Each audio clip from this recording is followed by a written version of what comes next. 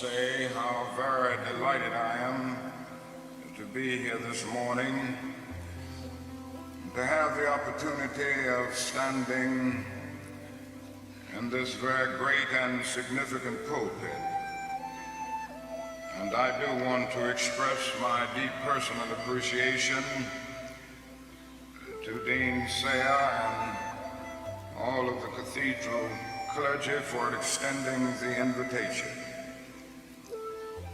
It is always a rich and rewarding experience to take a brief break from our day-to-day demands in the struggle for freedom and human dignity and discuss the issues involved in that struggle with concerned friends of goodwill all over our nation. And certainly it is always a deep and meaningful experience to be in a worship service. And so for many reasons, I'm happy to be here today. I would like to use as a subject from which to preach this morning, remaining awake through a great revolution. The text for the morning is found in the book of Revelation. There are two passages there that I would like to quote. It's in the 16th chapter of that book. Behold, I make all things new. Former things are passed away. I'm sure that most of you have read that arresting little story from the pen of Washington Irving, entitled Rip Van Winkle. The one thing that we usually remember about the story is that Rip Van Winkle slept 20 years. But that is another point in that little story that is almost always completely overlooked. It was a sign in the end from which Rip went up in the mountain for his long sleep. When Rip Van Winkle went up in the mountain,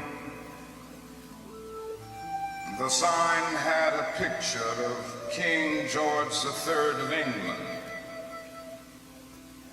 When he came down 20 years later, the sign had a picture of George Washington, the first president of the United States.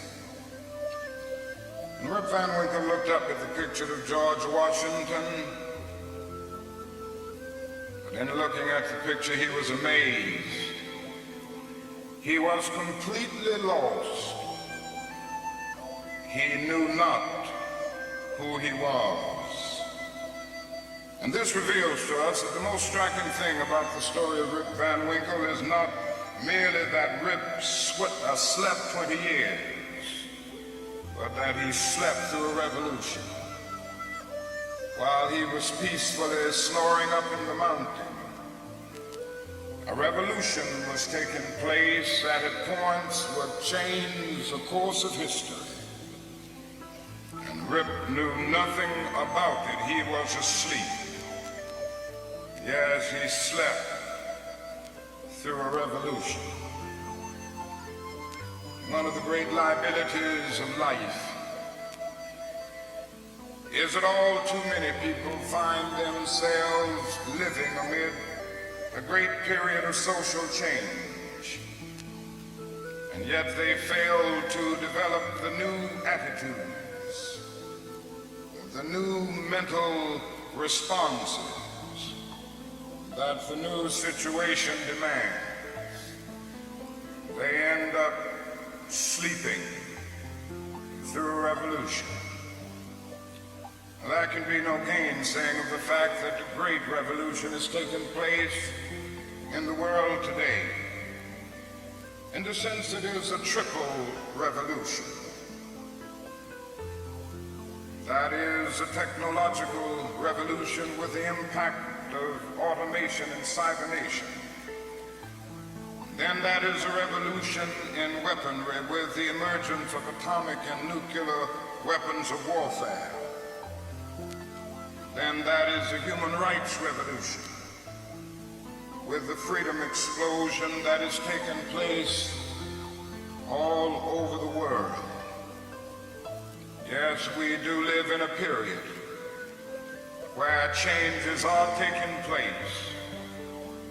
That is still a voice crying through the vista of time, saying, "Behold, I make all things new.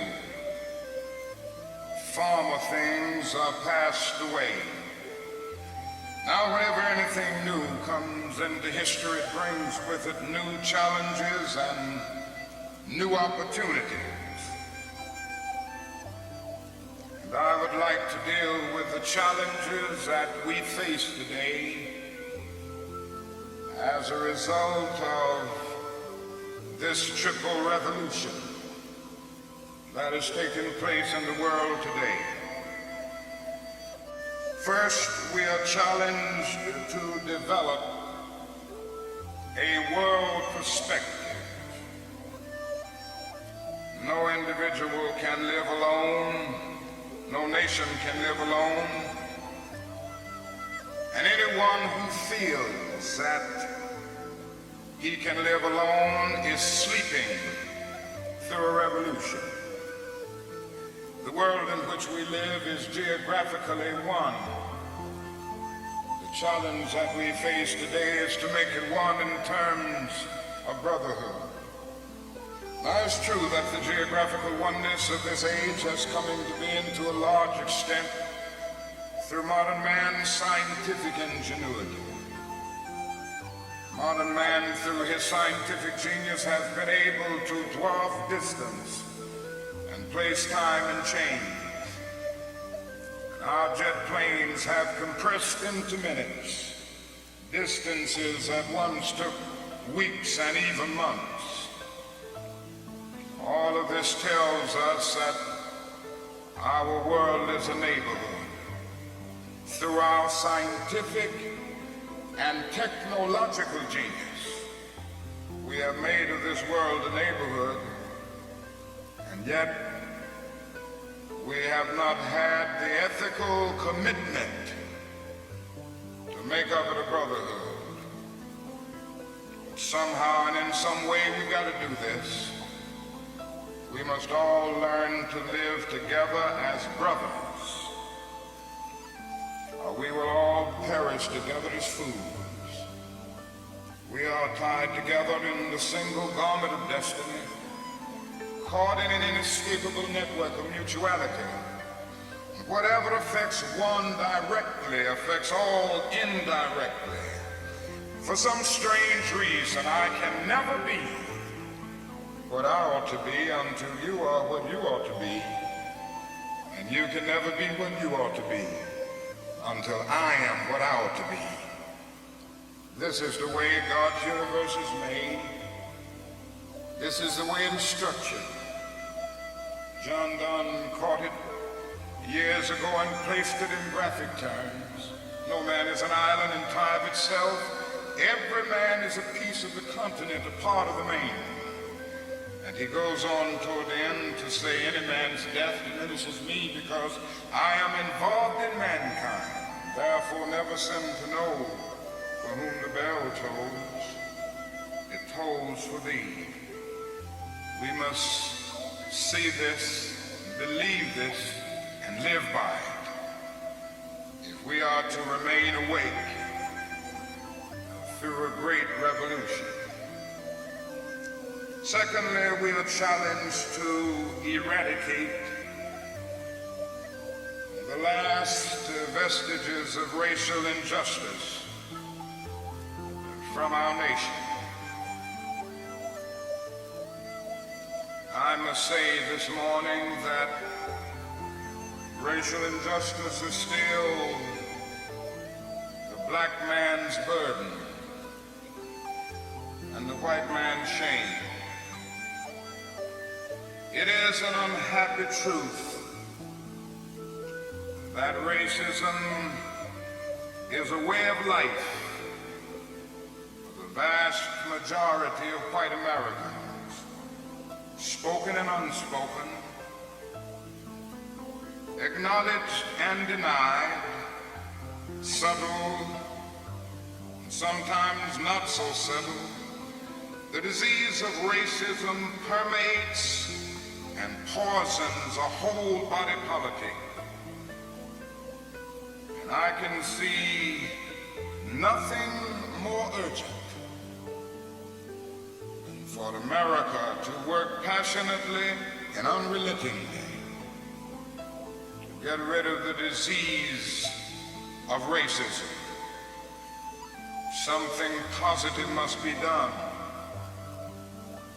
Everyone must share in the guilt, as individuals and as institutions.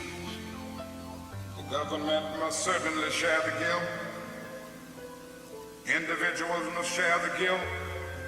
Even the church must share the guilt. We must face the sad fact, 11 o'clock on Sunday morning, when we stand to sing, "In Christ there is no east nor west." We stand in the most segregated hour of America.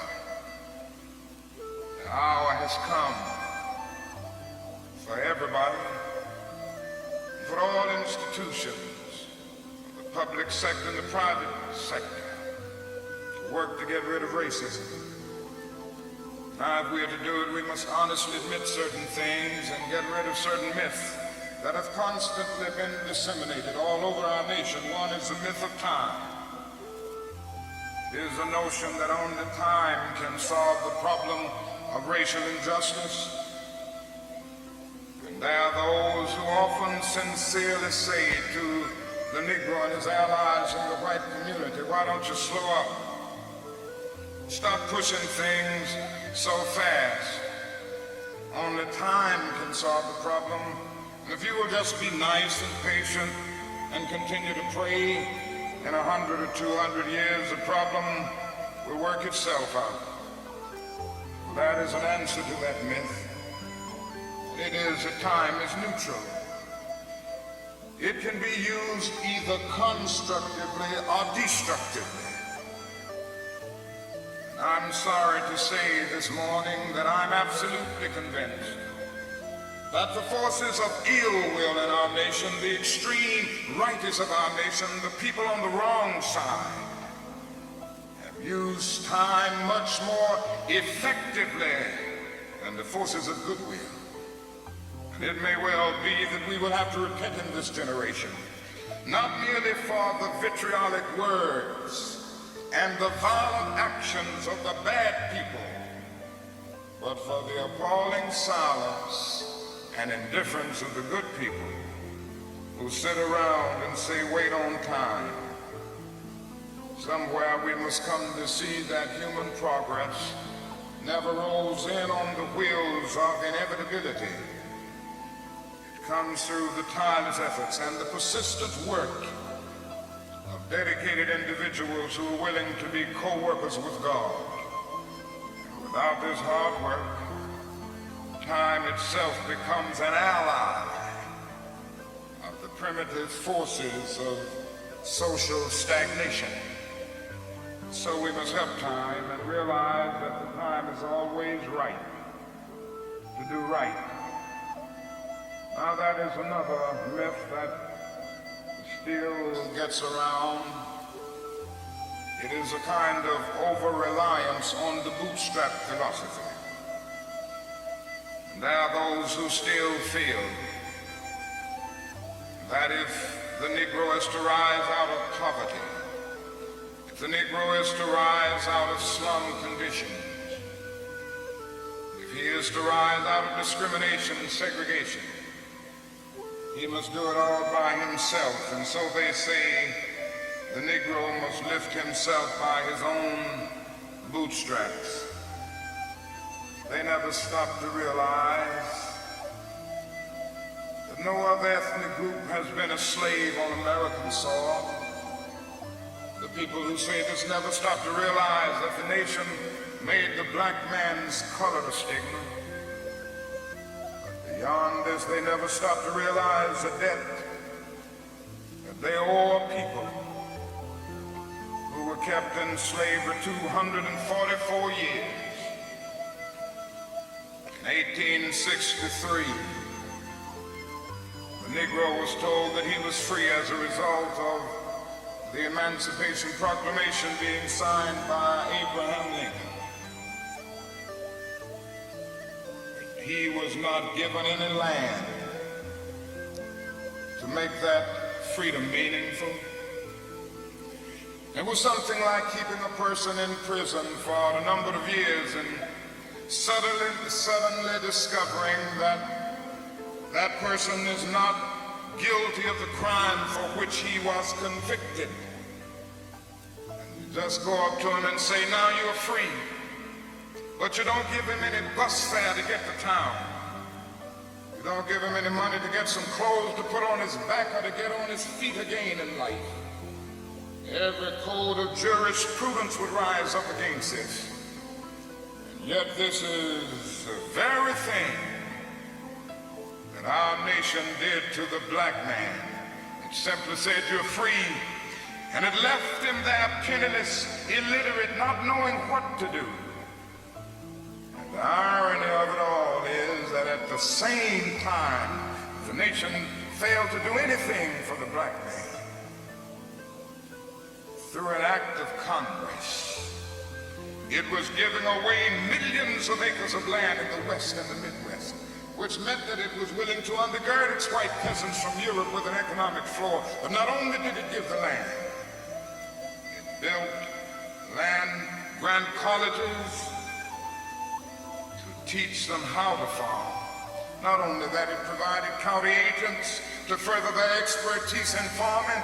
Not only that, as the years unfolded, it provided low interest rates so that they could mechanize our farms. And to this day, thousands of these very persons are receiving millions of dollars in federal subsidies every year not to farm. And these are so often the very people who tell Negroes that they must lift themselves by their own bootstraps. It's all right to tell a man to lift himself by his own bootstraps, but it is a cruel jest to say to a bootless man that he ought to lift himself by his own bootstraps. We must come to see that the roots of racism are very deep in our country. And there must be something positive and massive in order to get rid of all of the effects of racism and the tragedies of racial injustice. Now that is another thing closely related to racism that I would like to mention as another challenge. We are challenged to rid our nation and the world of poverty. Like a monstrous octopus, poverty spreads its nagging, prehensile tentacles into hamlets and villages all over our world. 2/3 of the peoples of the world go to bed hungry tonight. They are ill-housed, they are ill-nourished, they are shabbily clad. I've seen it in Latin America, I've seen it in Africa. I've seen this poverty in Asia. I remember some years ago, Mrs. King and I journeyed to that great country known as India. And I never will forget the experience. It was a marvelous experience to meet and talk with the great leaders of India. To meet and talk with and speak to thousands and thousands of people all over that vast country. These experiences will remain dear to me as long as the cords of memory shall lengthen. But I say to you this morning, my friends, there were those depressing moments. How can one avoid being depressed when he sees with his own eyes evidences of millions of people going to bed hungry tonight? How can one avoid being depressed when he sees with his own eyes God's children sleeping on the sidewalks at night? In Bombay, more than 1 million people sleep on the sidewalks every night. In Calcutta, more than 600,000 sleep on the sidewalks every night. They have no beds to sleep in. They have no houses to go in. How can one avoid being depressed when he discovers that out of India's population, more than 500 million people, some 480 million, make an annual income of less than $90 a year. Most of them have never seen a doctor or a dentist. As I noticed these things, something within me cried out, can we in America stand idly by and not be concerned? And an answer came, oh no, because the destiny of the United States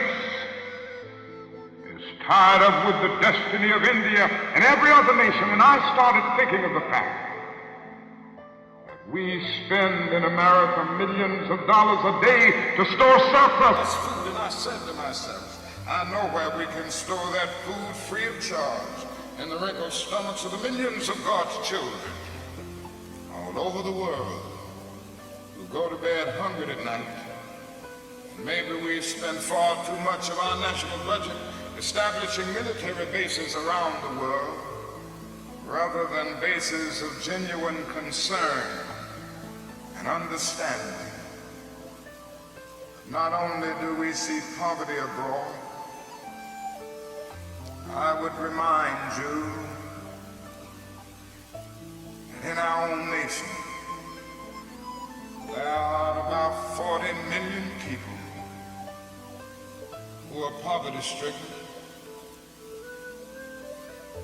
I have seen them here and there. I've seen them in the ghettos of the North. I've seen them in the rural areas of the South. I've seen them in Appalachia. I've just been in the process of touring in many areas of our country. And I must confess that in some situations, literally found myself crying. I was in Marks, Mississippi the other day, which is in Quitman County, the poorest county in the United States. I tell you, I saw hundreds of little black boys and black girls walking the streets with no shoes to wear. I saw their mothers and their fathers trying to carry on a little Head Start program, but they had no money. The federal government hadn't funded them. They were trying to carry on, and they raised a little money here and there, trying to get a little food to feed the children, trying to teach them a little something. I saw mothers and fathers who said to me, not only were they unemployed, they didn't get any kind of income. No old age pension, no welfare check or anything. I said, how do you live? They say, well, we go around to the neighbors and ask them for a little something. When the berry season comes, we pick berries. When the rabbit season comes, we hunt and catch a few rabbits. And that's about it. I was in Newark and Harlem just this week. I walked in to the homes of welfare mothers. I saw them in conditions, no, not with wall-to-wall carpet, but wall-to-wall rats and roaches. I stood in an apartment. This welfare mother said to me, the landlord will not repair this place. I've been here 2 years. He had made a single repair. She pointed out her little boy who was a victim of lead poisoning. She pointed out the walls with all of the ceiling falling through. She showed me the holes where the rats came in.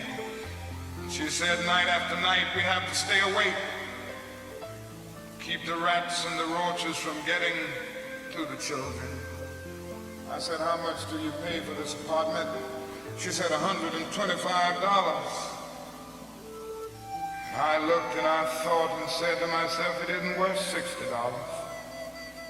Poor people are forced to pay more for less, living in conditions day in and day out where their whole area is constantly drained without being replenished.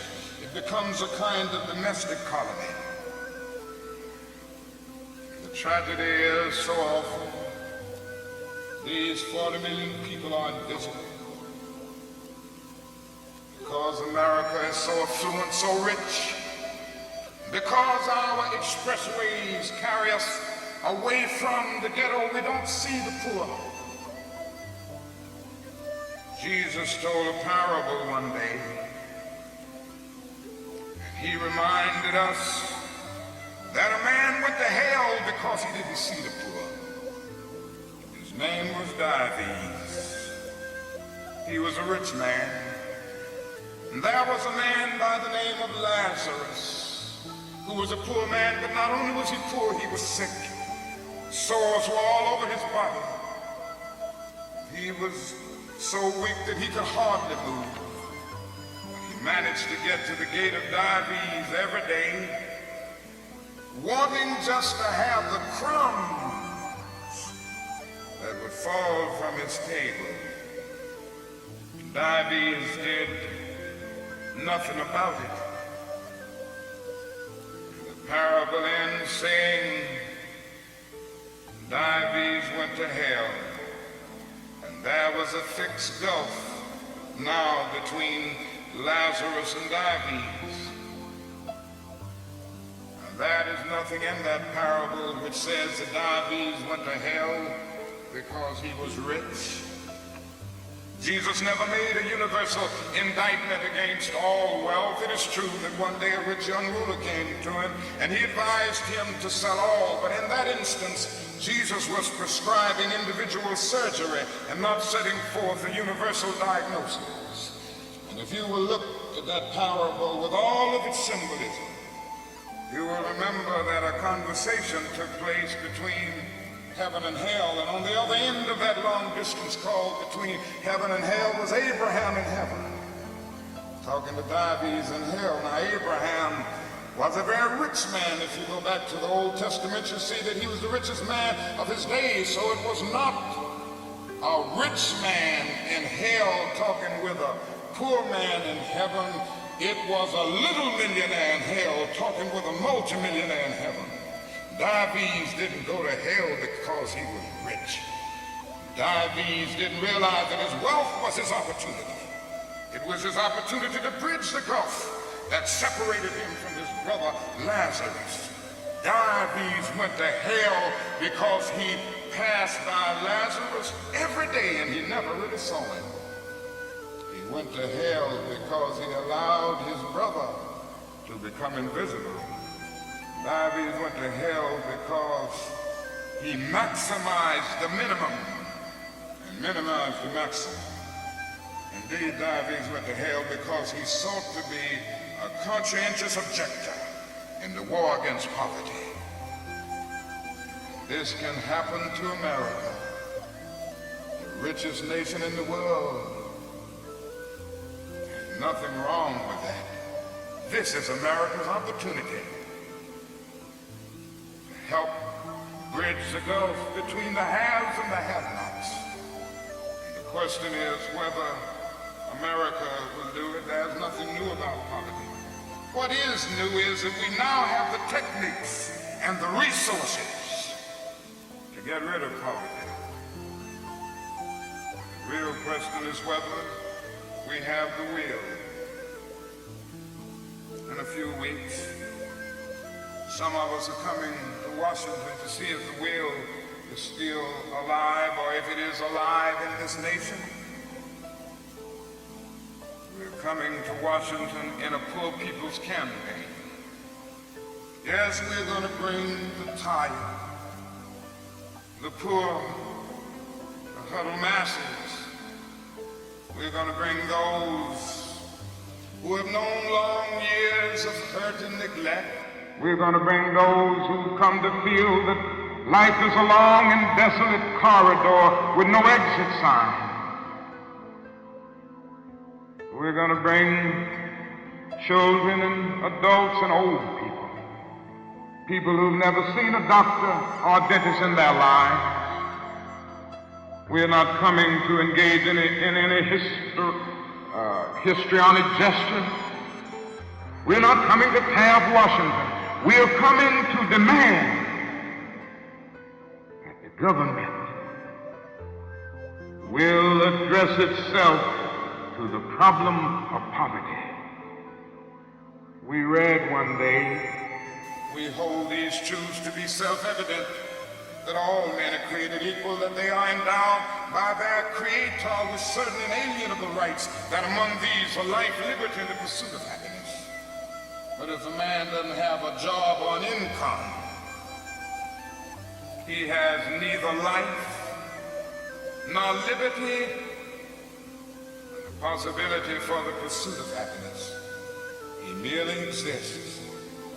We're coming to ask America to be true to the huge promissory note that it signed years ago. We're coming to engage in dramatic, non-violent action to call attention to the gulf between promise and fulfillment, to make the invisible visible.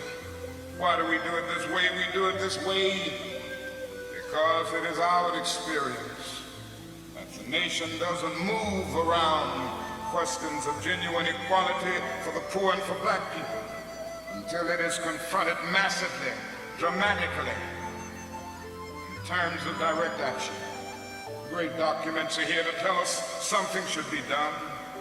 We met here some years ago in the White House Conference on Civil Rights, and we out with the same recommendations that we will be demanding in our campaign here, but nothing has been done. The President's Commission on Technology, Automation, and Economic Progress recommended these things some time ago. Nothing has been done. Even the urban coalition made up of mayors of most of the cities of our country, the leading businessmen, have said that these things should be done. Nothing has been done. The Kerner Commission came out with its report just a few days ago and then made specific recommendations. Nothing has been done. And I submit that nothing will be done until people of goodwill put their bodies and their souls in motion. And it will be the kind of soul force brought into being as a result of this confrontation that I believe will make the difference. Yes, it will be a poor people's campaign. This is the question facing America. Ultimately, a great nation is a compassionate nation.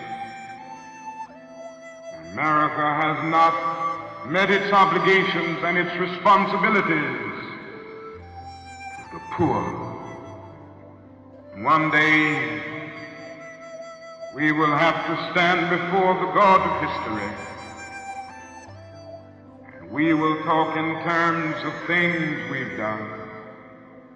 Yes, we will be able to say, we build gargantuan bridges to span the seas. We build gigantic buildings to kiss the sky. Yes, we made our submarines to penetrate oceanic depths. We brought into being many other things with our scientific and technological power. It seems that I can hear the God of history saying, that was not enough, but I was hungry, and you fed me not. I was naked and ye clothed me not. I was devoid of a decent sanitary house to live in, and ye provided no shelter for me. And consequently, you cannot enter the kingdom of greatness. If ye do it unto the least of these, my brethren, ye do it unto me. That's the question facing America today. And I want to say one other challenge that we face is simply that we must find an alternative to war and bloodshed. Anyone who feels, and there are still a lot of people who feel that way, that war can solve the social problems facing mankind, is sleeping through a revolution. President Kennedy said on one occasion, mankind must put an end to war, or war will put an end to mankind. The world must hear this. I pray God that America will hear this before it is too late, because today we are fighting a war. I'm convinced that it is one of the most unjust wars that has ever been fought in the history of the world. Our involvement in the war in Vietnam has torn up the Geneva Accord. It has strengthened the military-industrial complex. It has strengthened the forces of reaction in our nation. It has put us against the self-determination of the vast majority of Vietnamese people and put us in a position of protecting a corrupt regime that is stacked against the poor. It has played havoc with our domestic destinies.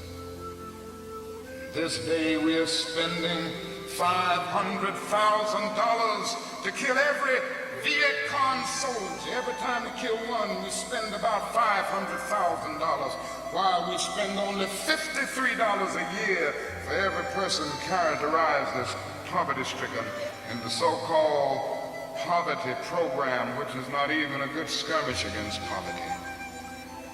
But not only that, it has put us in a position of appearing to the world as an arrogant nation. Here we are 10,000 miles away from home, fighting for the so-called freedom of the Vietnamese people when we've not even put our own house in order. We force young black men and young white men to fight and kill in brutal solidarity. Yet when they come back home, they can't hardly live on the same block together. The judgment of God is upon us today. We could go right down the line and see that something must be done, and something must be done quickly. We have alienated ourselves from other nations, so we end up morally and politically isolated in the world. There's not a single major ally of the United States of America that would dare send a troop to Vietnam, and so the only friends that we have now are a few quiet nations like Taiwan, Thailand, South Korea, and a few others. This is where we are. Mankind must put an end to war. War will put an end to mankind. And the best way to start is to put an end to the war in Vietnam, because if it continues, we will inevitably come to the point of confronting China, which could lead the whole world to nuclear annihilation. It is no longer the choice, my friends, between violence and nonviolence. It is either nonviolence or non-existence, and the alternative to disarmament, the alternative to a greater suspension of nuclear tests, the alternative to strengthening the United Nations and thereby disarming the whole world, may well be a civilization plunged into the abyss of annihilation, and our earthly habitat will be transformed into an inferno that even the mind of Dante could not imagine. This is why I felt the need of raising my voice against that war and working wherever I can to arouse the conscience of our nation on it. I remember so well when I first took a stand against the war in Vietnam. The critics took me on and they had their say in the most negative and sometimes most vicious way. One day a newsman came to me and said, "Dr. King, don't you think you're going to have to stop now opposing the war and move more in line with the administration's policy? Because I understand it has hurt the budget of your organization, and people who once respect you have lost respect. People who once respected you have lost respect for you. Don't you feel that you really got to change your position?" I looked at him and I had to say, "Sir, I'm sorry, you don't know me. I'm not a consensus leader. I do not determine what is right and wrong by looking at the budget of the Southern Christian Leadership Conference or by taking a sort of Gallup poll of the majority opinion. Ultimately, a genuine leader is not a searcher for consensus, but a mold of consensus. On some positions, expedient or cowardice asks the question, is expedient? And then expediency comes along and asks the question, is it politic? Vanity asks the question, is it popular? And conscience asks the question, is it right? And there comes a time when one must take a position that is neither safe, nor politic, nor popular. But he must do it because conscience tells him it is right. And I believe today that there is a need for all people of goodwill to come with a massive act of conscience and say, in the words of the old Negro spiritual, we ain't gonna study war no more. This is the challenge facing modern man. Let me close by saying that we have difficult days ahead in the struggle for justice and peace. But I will not yield to a politic of despair. I'm going to maintain hope. As we come to Washington in this campaign, the cards are stacked against us. This time we will really confront a Goliath. God grants that we will be that David of truth set out against the Goliath of injustice, the Goliath of neglect, the Goliath of refusing to deal with the problems, and go on with a determination to make America the truly great America that it is called to be.